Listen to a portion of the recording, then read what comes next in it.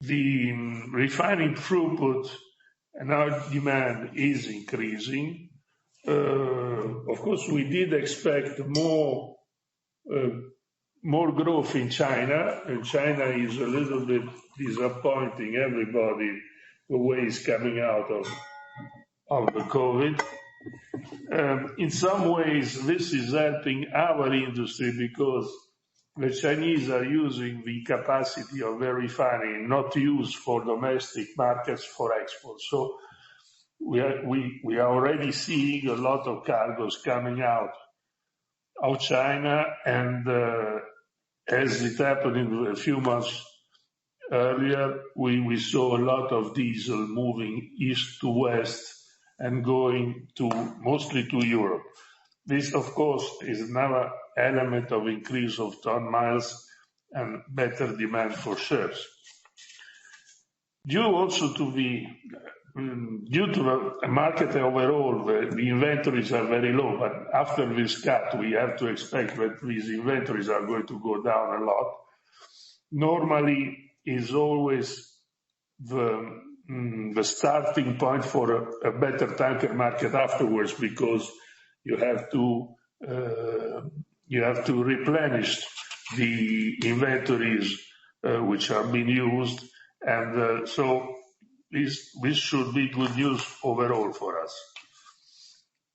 The changes in the refinery landscape are basically those ones that we have been talking about in the previous calls. They are very much concentrated in India, in China, in the rest of Asia, and Middle East. And this is going, of course, to be beneficial for our market in the future. U.S. shale oil is still going on. Is a little bit on a plateau position now. But the good thing that they are selling a lot of cargoes down to China. So also here you have long ton miles and a better demand. Now, demolition, which is the most impossible to predict, let's say, element of our supply and demand. They are certainly going to be stimulated by the new indexes which are coming in and we are already reporting in Europe. Of course, ETS is a scheme which is working only in Europe, is affecting only either European cabotage or European trade for 50% of the trip. But certainly you are seeing a lot more and more charterers looking at the younger fleet, because they are becoming aware that to trade older vessel is going to be more and more expensive and more complicated. We have also to say that many terminals are not going to accept ships who are over 15 years of age. So if you put all this in the formula, you have, of course, a positive for a fleet like ours, that we are 80-year-old on average, is a very positive factor.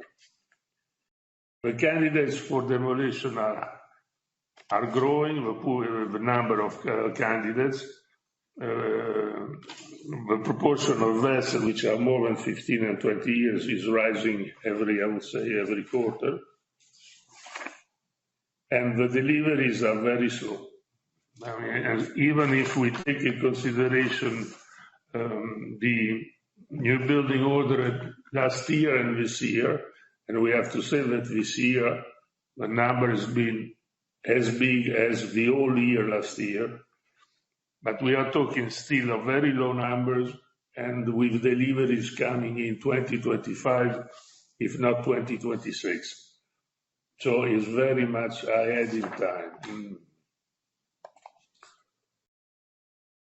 So we have a bottleneck on the new builds, And as a consequence of all this, we have a very slow fleet growth, which I keep looking at, and is is around 0.6 in 23, 0.3 in 24, which means basically flat.